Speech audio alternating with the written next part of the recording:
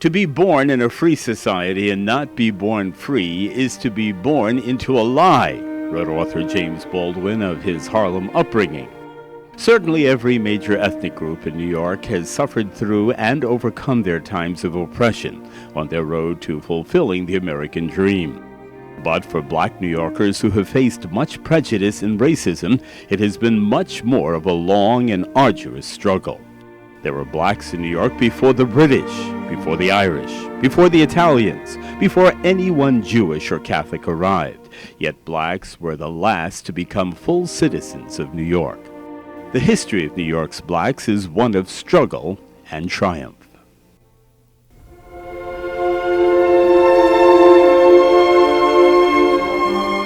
The first black New Yorker was believed to be Jan Rodriguez, a free black sailor for the Dutch Fur Trading Company, left alone on Manhattan Island to live and trade with the Indians in 1613.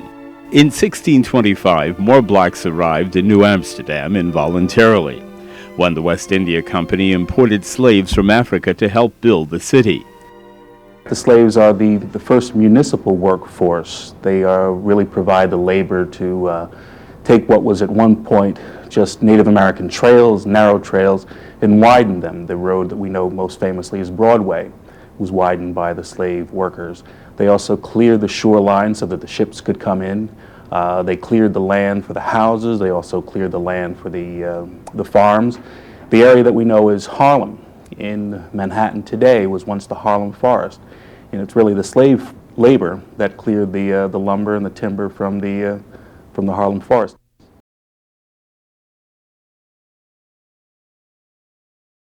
Free blacks really wanted to be a part of this war because it was about their freedom. They wanted to help, and they wanted everyone to know that they were men. Abraham Lincoln and the North absolutely refused to allow African Americans to be a part of that process.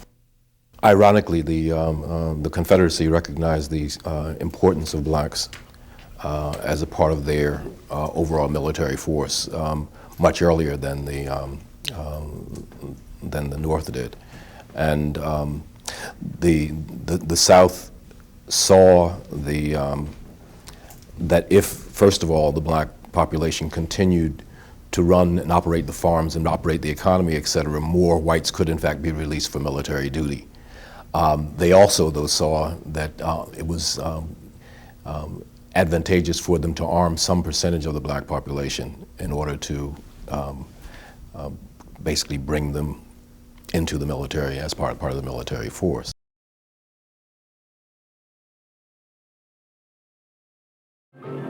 In the 1920s, black artists, writers, and entertainers from all across the nation flocked to Harlem. And for the next 3 decades, Harlem became the center of black culture in America.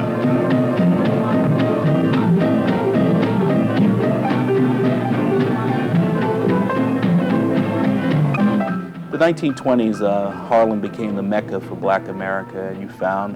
We found blacks, often very talented blacks, Duke Ellington coming from Washington, musicians coming from the South, from Louisiana, from Chicago, all coming to Harlem. So we get this blend of culture, whether it be music or literature, poetry, all coming to Harlem. Also, within literature, there was Langston Hughes, Zora Neale Hurston, Claude McKay, just a host of artists and writers. But there's also something else happening in the 1920s, and that's called Prohibition.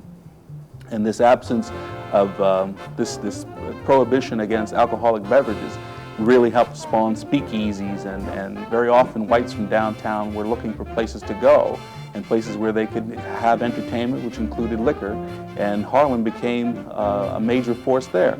The two really worked together, Prohibition and the blacks who were migrating to Harlem during the 1920s. Prohibition helps to attract more whites from downtown who see the entertainers, and they begin to see the talent that is in Harlem, and they begin to read the literature more and more.